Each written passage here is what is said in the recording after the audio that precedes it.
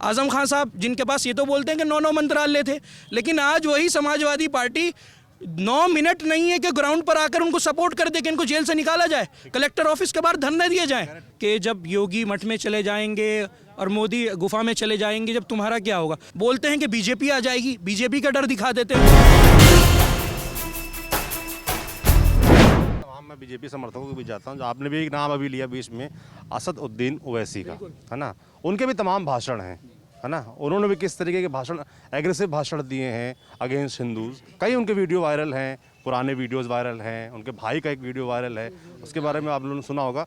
तो इस तरह के भाषण जो मुस्लिम्स की तरफ से आते हैं या जो खासतौर पर मुस्लिम लीडरशिप की तरफ से आते हैं, वो आप लोग उसको कैसे एंटरटेन करते हैं, कैसे देखते हैं? क्योंकि ओवैसी की धीरे धीरे आप देखिए बढ़ रही है अपील लोगों के बीच, तो ऐसे लोग क्यों बढ़ रहे हैं? देखिए, ऐसा है कि असदुद्दीन ओवैसी साहब की बात आप जहाँ तक करते हैं, वो बहुत रिस्पॉन्सिबल, बहुत ही जिम्मेदार क्या कहते हैं पॉलिटिशियन है। अगर वो ऐसे ना होते तो उन्हें बेहतरीन पार्लियामेंटेरियन का खिताब इनाम ना मिलता। इंडिया की संसद के अंदर बेहतरीन बात रखने वाला अगर कोई शख्स है, यानी कि कॉन्स्टिट्यूशन के दायरे में रहकर कोई बात करने वाला कोई शख्स है, तो असदुद्दीन ओवैसी हैं। पार्लियामेंट में तो अच्छी बातें करते हैं, पर जब भाषण देते तब क्या हो जाता है उनको? भाषण में आपका मीडिया ने एक भाषण चला रखा था कि उन्होंने कहा कि जब योगी मठ में चले जाएंगे और मोदी गुफा में चले जाएंगे जब तुम्हारा क्या होगा। तो आप उस भाषण को जो है 45 सेकंड की क्लिप चला देते हैं, लेकिन जब 45 मिनट का बयान है उसके अंदर उन्होंने ये कहा था वो नहीं चलाया। आपने बिल्कुल हकीकत नहीं चलाई। उन्होंने ये बात कही थी जो पुलिस वाले, बिल्कुल मैं आपको शुक्रिया अदा करता हूँ, उन्होंने ये बात कही थी जो पुलिस वाले मॉब लिंचिंग के ऊपर खामोश हैं, जो अधिकारी ये खुलेआम मुसलमानों के मरने पर हंसते हैं। तुम बताओ, जब सरकार बदल जाएगी तुम अपना कहाँ मुंह छुपाते फिरोगे? जाहिर सी बात है सरकार बदलेगी तो मुसलमानों के खिलाफ जो भी अधिकारी थे किसी भी मॉब लिंचिंग में, किसी भी वारदात में, उनके ऊपर कार्रवाई होगी। तो ये एक साफ संदेश था। और जो भी आपकी सो कॉल्ड गोदी मीडिया है वो आपका सिर्फ आप वो जानते हैं, जाहिर सी बात है कि हिंदुस्तान की आवाम है, पढ़ी लिखी है नहीं, हम मीडिया पर चलाएंगे उसी के बाद फिर हमारा भरोसा कर लिया जाएगा। आप यूपी की बात करिए, आप यूपी के मुस्लिम इश्यूज़ के ऊपर बात करिए। जितने भी सो कॉल्ड सेक्युलर पार्टीज़ आई हैं, चाहे समाजवादी पार्टी हो, चाहे बहुजन समाज पार्टी हो, ठीक है, इन लोगों ने हमेशा हमें एक वर्गलाने का काम किया। बोलते हैं कि बीजेपी आ जाएगी, बीजेपी का डर दिखा देते हैं। मुसलमान कभी अपने डेवलपमेंट के इश्यूज़ पर वोट क्यों नहीं देता?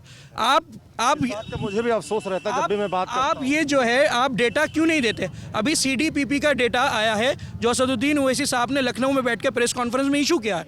उसमें बताया गया है कि 71.5% यूपी का मुसलमान इलिटरेट है, 15 साल की उम्र से ऊपर का। सिर्फ 4% मुसलमान यूपी के अंदर ग्रेजुएट है। क्या वजह है इसकी? आप ये मुद्दे इलेक्शन के अंदर क्यों नहीं लाते? हमारे बीच में आ जाते हैं कि भाई इसको वोट दे दो बीजेपी आ जाएगी, एक बार इसको वोट दे दो सीट बचा लो अपनी, बस बीजेपी आ जाएगी। हम अपने इशूज़ पर कब बात करेंगे? भाई हमारी हिस्सेदारी कहाँ है? हमारी पॉलिटिकल 19.26% मुसलमान है, वोट दे देता है, लेकिन जब आप मंत्री की बात आती है तो बेचारे एक समाजवादी पार्टी ने एक मंत्री बनाए थे आज़म खान साहब, जिनके पास ये तो बोलते हैं कि 9 मंत्रालय थे, लेकिन आज वही समाजवादी पार्टी 9 मिनट नहीं है कि ग्राउंड पर आकर उनको सपोर्ट कर दे कि इनको जेल से निकाला जाए, कलेक्टर ऑफिस के बाहर धरने दिए जाए। टिकट दे दिया आपने, अभी टिकट से क्या हो रहा है? आपकी अगर लीडरशिप उससे उभर रही हो, मुसलमानों के काम हो रहे हो, जेल में बैठ के विधायक बन जाएंगे, हमारे लिए कौन क्या करेगा? हमारे लिए कौन आवाज़ उठाएगा? हमारी एजुकेशन के ऊपर कौन काम करेगा?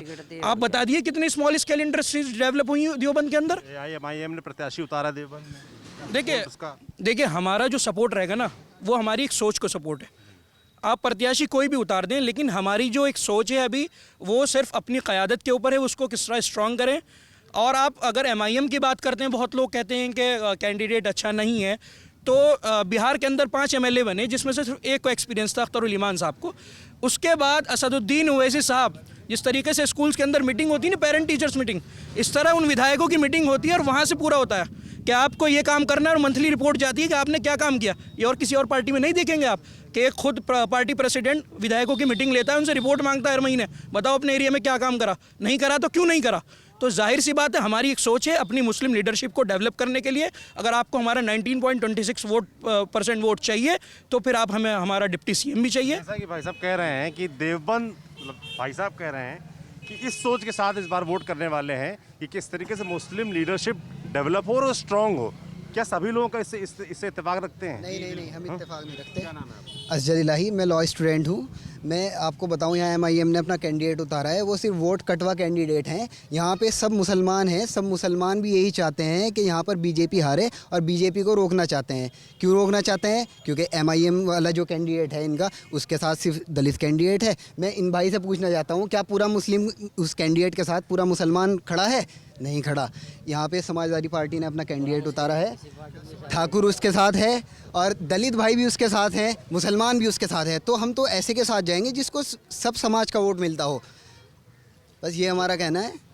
देखिए, अगर मैं फैक्ट्स की बात करता हूँ तो इनसे एक सवाल करना चाहता हूँ कि आप समाजवादी पार्टी को वोट दे रहे हैं, आप कार्तिक राणा साहब को वोट दे रहे हैं, जाहिर सी बात है, कॉन्स्टिट्यूशनल राइट है, आपकी अपनी सोच है, आप वोट दीजिए।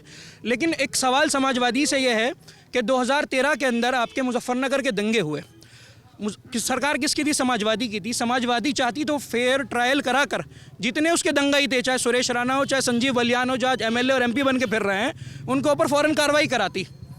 क्यों नहीं कराई वो कार्रवाई? आज जो है आप गांव जाकर देखिए, मुजफ्फरनगर के आसपास जो लोग डर से आज से 9 साल पहले अपना गांव छोड़कर चले गए हैं, आज भी वो वापस नहीं आए। तो ये चीज़ आपके समाजवादी पार्टी वोट तो ले लेती है, पर जब समर्थन करने की बात आती है, जब ज़रूरत पड़ती है तो खुलकर सामने नहीं आती। चाहे उन्होंने आज़म खान का किस्सा बताया कि उनके समर्थन में नहीं आई, और चाहे वो मुजफ्फरनगर दंगे की बात कर रहे हैं। नहीं, ये तो अखिलेश जी ने खुल के कहा है हम आज़म खां के साथ हैं। अब्दुल्ला आज़म खां को उन्होंने फुल सपोर्ट दिया है, टिकट भी दिया है। अब ये भाई कहेंगे टिकट देने से क्या होता है? टिकट दिया है वही तो हिस्सेदारी है, और क्या है?